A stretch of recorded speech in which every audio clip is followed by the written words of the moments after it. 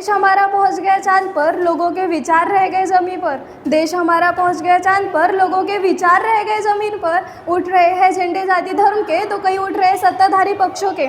बदल रही है स्थिति भारत की, बेहाल हो रही है स्थिति भारतीयों की। और इसी स्थिति में हमें ज़रूरत है महात्मा गांधी की और उनके विचारों की, महात्मा गांधी की और उनके विचारों की। इसी के साथ मैं संजना धंधी विज्ञान सिंह बघेल, कक्षा 9वीं की छात्र, एक विषय लेकर आई हूँ जिसका नाम है गांधी आज भी जिंदा है। दोस्तों, 30 जनवरी 1948 में नथुराम गोडसे के हाथों से गांधी की हत्या कर दी गई थी। लेकिन आज उनके मरने के बाद भी हम गांधी जिंदा है ये विषय क्यों ले रहे हैं? क्यों आज भी उनके पुतलों को जलाया जाता है? क्यों आज भी गांधी जी की प्रतिमा को गोली मारी जाती है? गांधी जी के मरने के बाद भी उनको मारने का प्रयास क्यों? हमारे समाज में ऐसे कई सारे उदाहरण प्रेजेंट है जिससे हम कह सकते हैं कि गांधी आज भी जिंदा है। जैसे कुछ सालों पहले 30 जनवरी को ही एक सज्जन ने गांधी जी की प्रतिमा पर गोली चलाई थी। और आम बात है, हम गोली उसी के ऊपर चलाते हैं जो जिंदा होता है, हम उसी के पुतले जलाते हैं जो जिंदा होता है, हम उसी को मारने का प्रयास करते हैं जो जिंदा होता है। तो हम दावे के साथ कह सकते हैं कि गांधी आज भी जिंदा है। दोस्तों, गांधी जी के बारे में कई सारे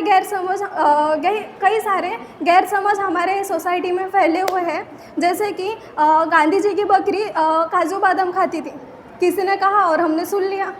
गांधी मतलब क्या? तो मजबूरी का नाम महात्मा गांधी, किसी ने कहा और हमने सुन लिया।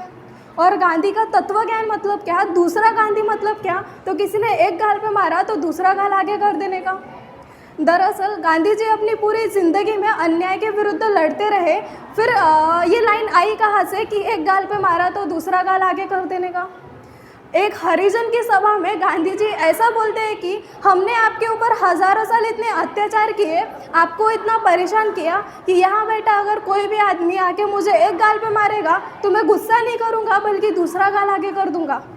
और क्योंकि ये थप्पड़ काफ़ी नहीं है उन सारे अत्याचारों के लिए। ये उस समय का भाषण है। दोस्तों, मेरा आपसे एक प्रश्न है कि अगर कोई व्यक्ति आपकी सक्सेस को देखकर जेलस होता हो, आपको पीछे खींचने का प्रयास करता हो, आपका तिरस्कार करता हो, क्या आप उसका अपना दोस्त बनाएंगे? नहीं ना। आप एक ताकत को दोस्त बनाएंगे, आप उस व्यक्ति को दोस्त बनाएंगे जिसके विचार आपको आगे बढ़ने के लिए प्रेरित करते हो। तो फिर मजबूरी का नाम महात्मा गांधी कैसे? अगर मजबूरी होती तो उस कांग्रेस की होती, क्योंकि उनको गांधी जी के मार्गदर्शन को मानना पड़ा। अगर मजबूरी होती तो बराक ओबामा की हो सकती है, क्योंकि उसको ऐसा कहना पड़ता कि अगर गांधी नहीं होता तो आज मैं अमेरिका का राष्ट्राध्यक्ष नहीं हुआ होता। मजबूरी होती तो नेल्सन मंडेला की हो सकती है, क्योंकि उसको ऐसा कहना पड़ता अगर गांधी के विचार मेरे सामने नहीं होते तो आज मैं अपने जीवन में रही इतनी सारी कठिनाइयों का सामना नहीं कर पाता। मजबूरी होगी तो उन लोगों की हो सकती है जिसने आज गांधी के ऊपर इतने सारे किताबें लिखी है।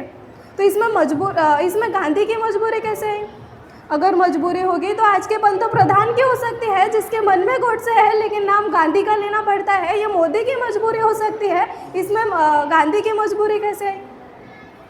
जिसके कहने पर चली थी आज़ादी की आंधी, फिर क्यों कहते हैं मजबूरी का नाम महात्मा गांधी? दोस्तों, आज हमारे देश में एक भी यूनिवर्सिटी ऐसी नहीं है जिसमें गांधी जी के बारे में नहीं पढ़ाते हो। इस पूरे दुनिया में कई सारे देश ऐसे हैं जिसमें गांधी जी के पुतले खड़े हैं।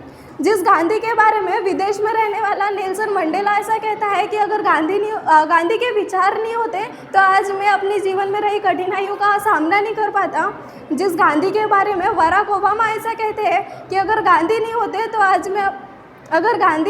तो आज मैं अमेरिका का राष्ट्राध्यक्ष नहीं हुआ होता। जब विदेशों के लोग गांधी जी के बारे में इतना कहते हैं, गांधी जी को इतना मानते हैं, फिर हमारे देश में उनका इतना तिरस्कार क्यों? मजबूरी का नाम महात्मा गांधी क्यों? जिस व्यक्ति के विचार हमें आगे बढ़ने के लिए प्रेरित करते हैं, जिस व्यक्ति के विचार हमें हमेशा अपनी सक्सेस की ओर बढ़ाते हैं, हम उसको मजबूरी का नाम देंगे?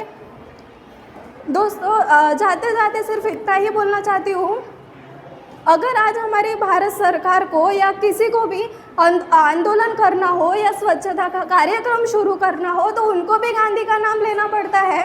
अगर आज कोई बात हमें लोगों तक पहुंचानी हो तो सोशल मीडिया की ज़रूरत पड़ती है, लेकिन गांधी को सोशल मीडिया की कोई ज़रूरत नहीं है, क्योंकि उनके विचार ही काफ़ी है लोगों तक जाने के लिए, लोगों तक पहुंचने के लिए।